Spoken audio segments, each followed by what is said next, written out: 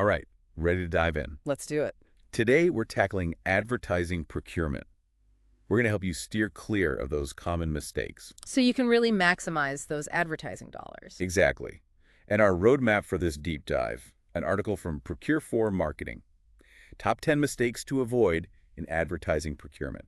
Catchy, right? Definitely grabs your attention. Now, even if you don't live and breathe marketing, this stuff's relevant.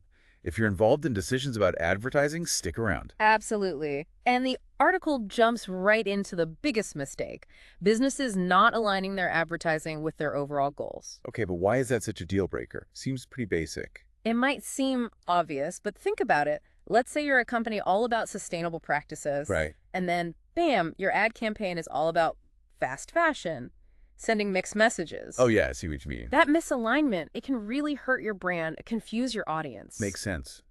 It's not just about wasting money, it's about your brand's reputation. Exactly. And to avoid this, you got to have clear goals, measurable goals. Smart objectives, right? You got it. Specific, measurable, achievable, relevant, time-bound. So instead of just, we want to increase brand awareness, you'd say we want to increase website traffic from our target demographic by 15% next quarter. Precisely. You can actually see if your advertising is moving the needle. Making progress. Right. And you got to remember communication. Yeah. Marketing and sales teams got to be on the same page. Absolutely. Everyone rowing in the same direction. Otherwise, you risk launching a campaign for a product and the sales team's not even ready. It's like, I saw this huge promotion for a gadget once, but when I went to buy it, nobody even knew what I was talking about. Oh, ouch. Missed opportunity. Big time. All right, so alignment is key. What's next? Next pitfall the article talks about is neglecting supplier contracts. I get it, not the most thrilling topic. Doesn't exactly make my heart race. But trust me, in advertising, things move fast. Yeah. And this can be a costly mistake. The landscape is always changing, new platforms pop up, algorithms shift.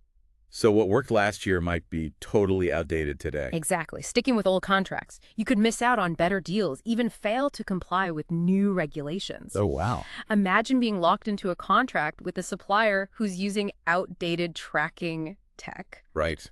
And now it's unethical. That could really backfire. Yeah, not just about the money. It's about staying current and protecting your reputation. Right. So how do we approach these reviews? The article suggests scheduling regular reviews, maybe twice a year. Okay. Analyze market trends, evaluate supplier performance, see how they stack up against the competition. And don't be afraid to renegotiate. Sounds like a smart move. Oh. All right, now on to something a bit more exciting. Data. The article, it uses this great analogy. Ignoring data in advertising, it's like flying blind. Couldn't have said it better myself.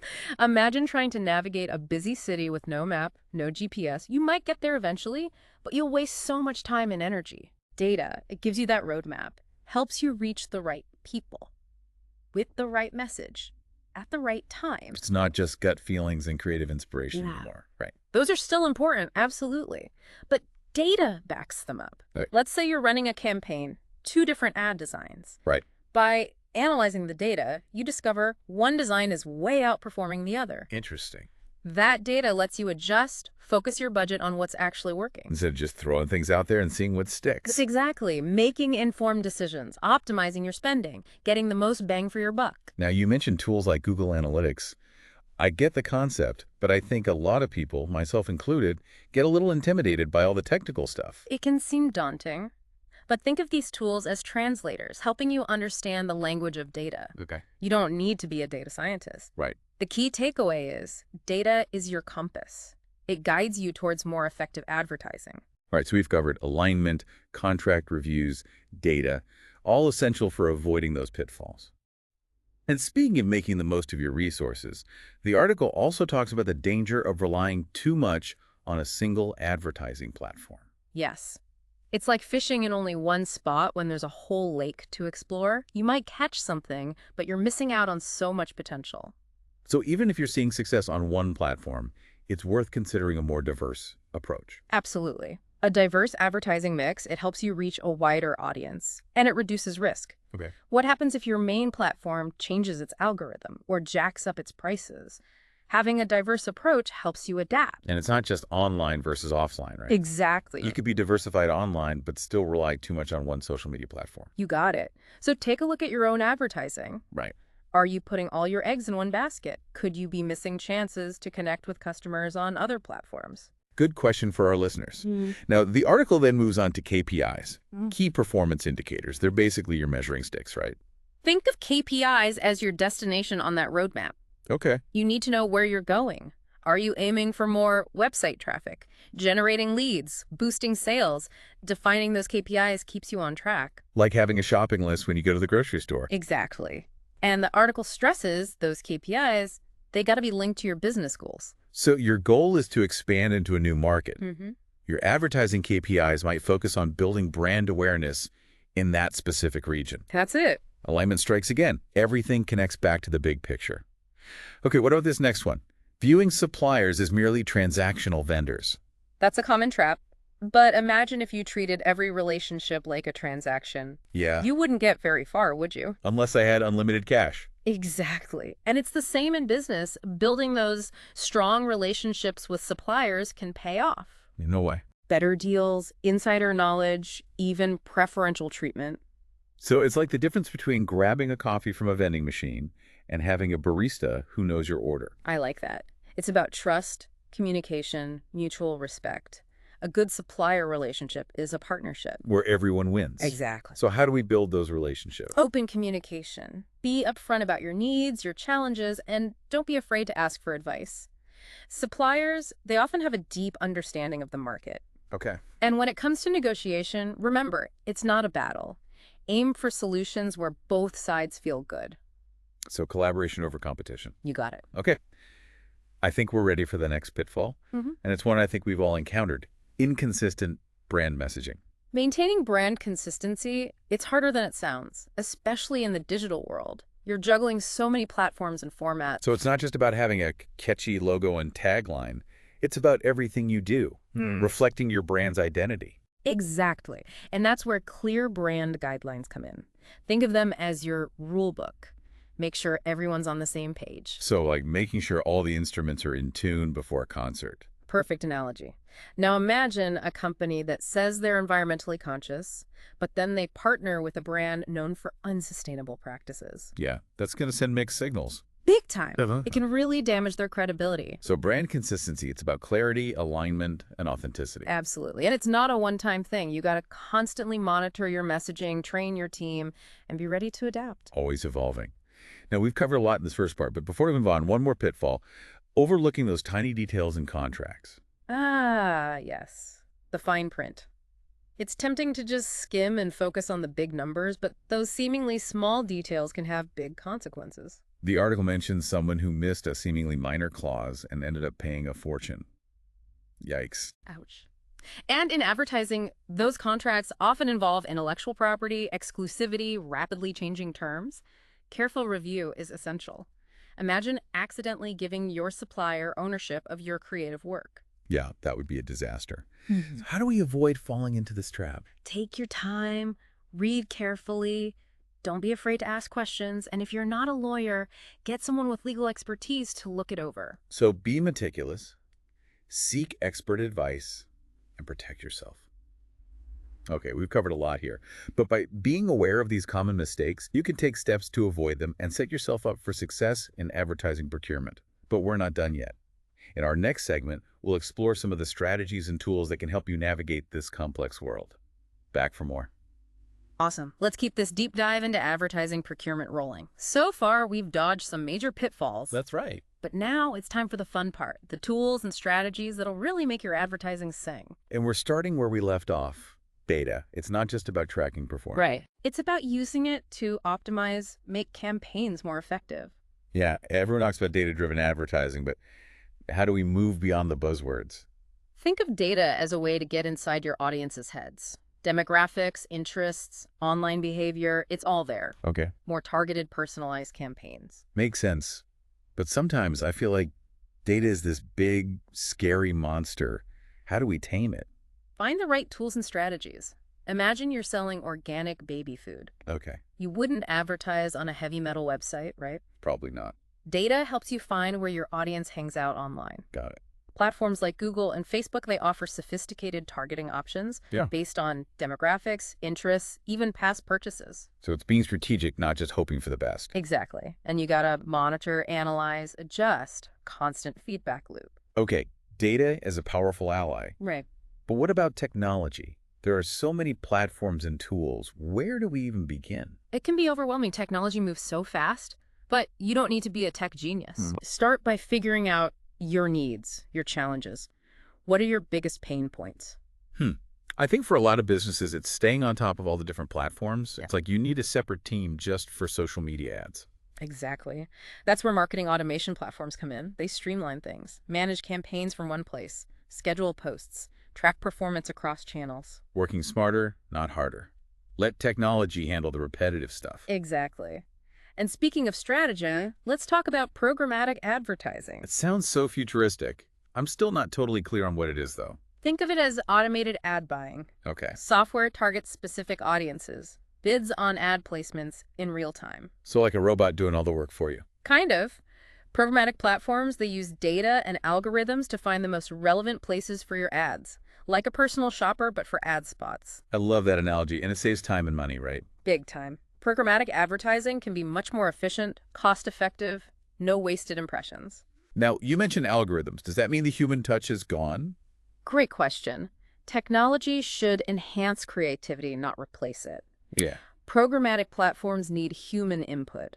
The strategy, the message, the design, that's all us. A collaboration between humans and tech. Exactly. It's finding that balance, using tech to streamline, optimize, but keeping the creative spark alive. Makes sense. It- But with all this talk about efficiency, are we missing the bigger picture? That's a good point. Yeah. It brings us to another crucial element, transparency. Transparency.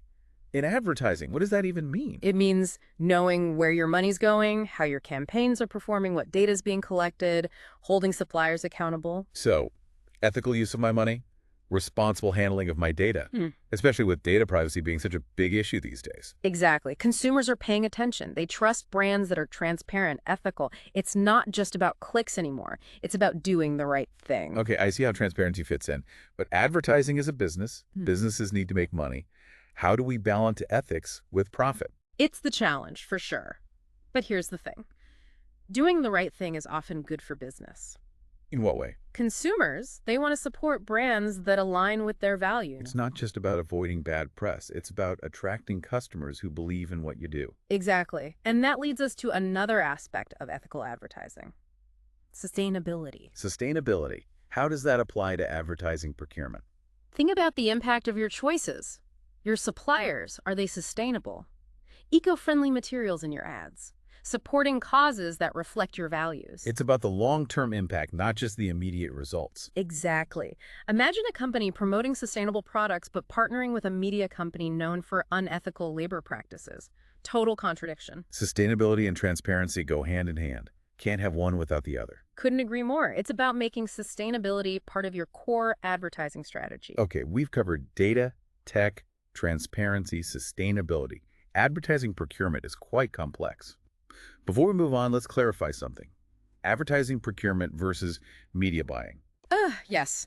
Often confused, but there is a difference. Advertising procurement is the big umbrella. Okay. Sourcing, managing all your advertising needs, strategy, research, contracts, performance tracking. Is everything involved in getting your message out there? Exactly. Media buying is more specific. It's the actual purchase of media space, online ads, social media campaigns, TV spots, billboards, the whole shebang. So it's putting your plan into action. You got it. Some do it in-house, but many use agencies. Okay. Agencies have the expertise, connections, better rates. Like hiring a real estate agent for your advertising. Yeah. They know the market, get the best deals. Exactly. And whether you're DIY or using an agency, remember, have a clear strategy, know your audience, and stick to those ethical practices. Great points.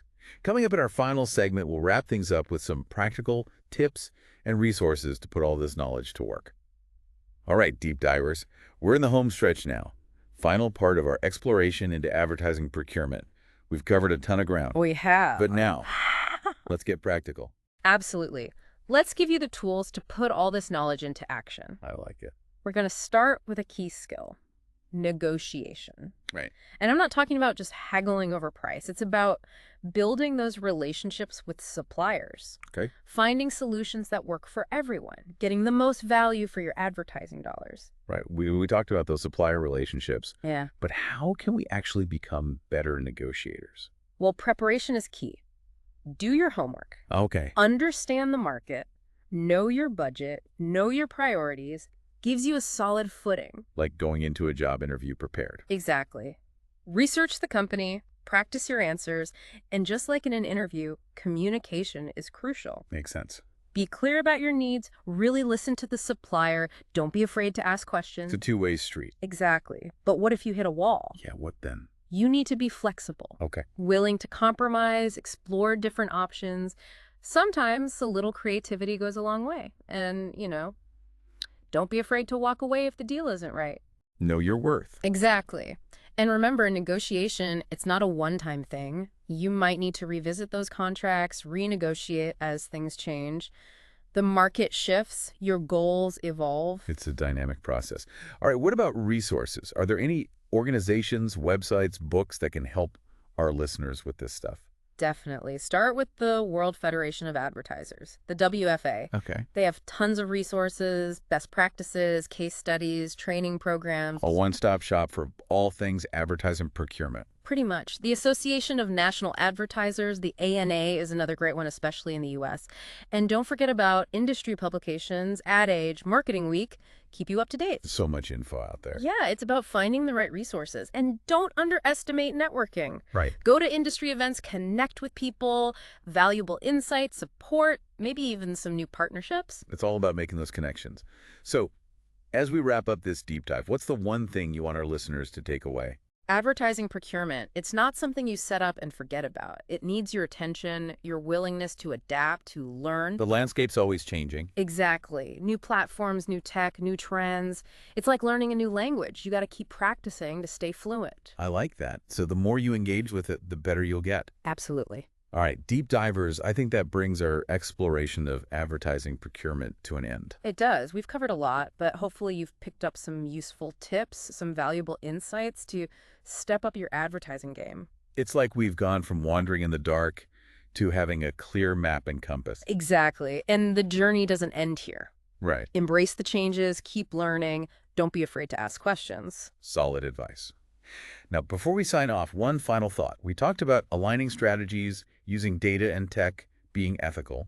But at its core, advertising is about connecting with people, telling stories, inspiring action. Absolutely. Finding those human moments that make your brand stand out. So as you navigate this complex world, never forget that human element, the creativity, the passion, the desire to make a difference. Well said. Thanks for joining us on this deep dive, everyone. See you next time.